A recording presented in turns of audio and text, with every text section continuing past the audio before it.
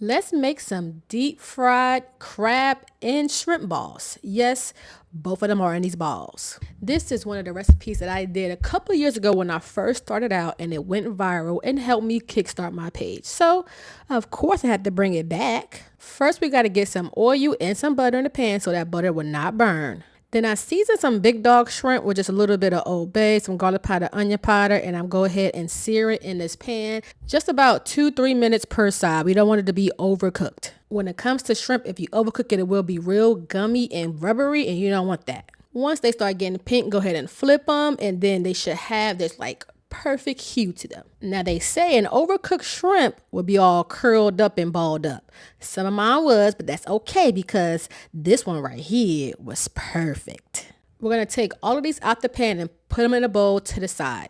It should get real nice and juicy over there. Now for our crab mixture, go ahead and get a little bit of mayo in a bowl, some Dijon mustard, and some fresh squeezed lemon juice, not the other stuff.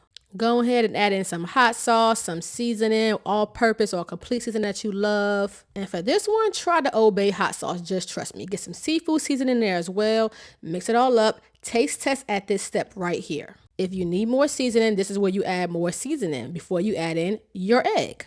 Then throw in your egg. Mix that up really well. We don't want no stringy eggs in there. Mix it up completely. We do all this mixing beforehand because once we add that crab lump in there, we don't want it to break up too much. So we got to get majority of the mixing done in the beginning. Now get your shrimp and chop them up to small pieces, as small or as big as you want it to be. These were black tiger shrimp that I got from Wegmans. I think they was like 16 to 20 per pound. And then add in your jumbo lump crab and your shrimp. The jumbo lump crab, when you bite into it and you get that big old piece of crab, it just makes everything better.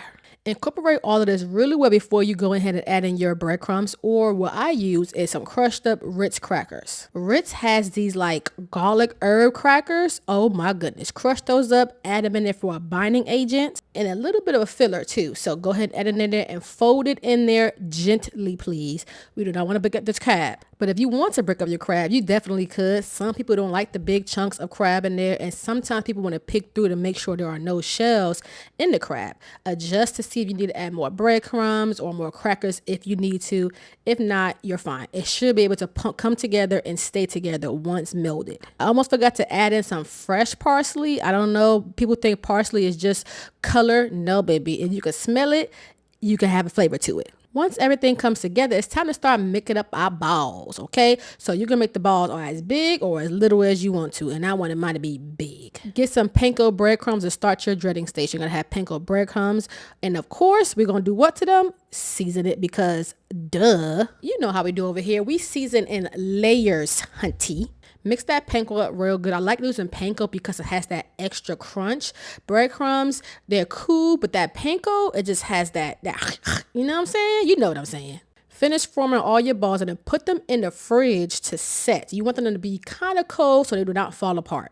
Now they're pretty wet, so I didn't do any egg. I just went ahead and rolled it right into the breadcrumbs, and it sticks to it just fine. So there's no flour wash, egg wash, and all the other stuff. Just put them in the breadcrumbs, and you're going to be good to go. Now go ahead and put them in the fridge again while you get your oil nice and hot to about 350 to about 365 degrees. Everything's pretty cooked in here besides the egg, so we're just going to do a real quick flash fry, and will not take long at all. And make sure you use a colander spoon to drop your balls in because you don't want that oil splashing up at your fingers when you try to drop them balls in.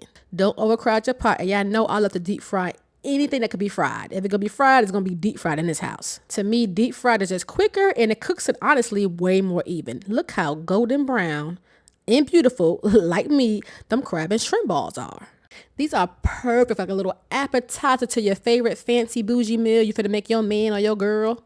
Or even a pregame snack to watching the Warriors win the championship for the 5th time. You know, something like that. Put it on the wire rack and then start on this quick little garlic and herb sauce. Get you some butter and some garlic into a pan and keep it nice and medium low. We do not want to burn our garlic. Burnt garlic does not taste good at all.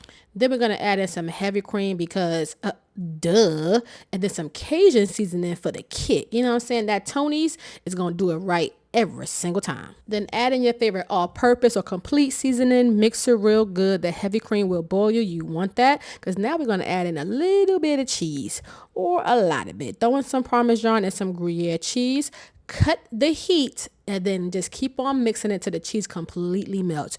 You do not want to burn the cheese at all. And if you cook it too long, that heavy cream will separate and it will start getting real oily and yucky. You don't want that.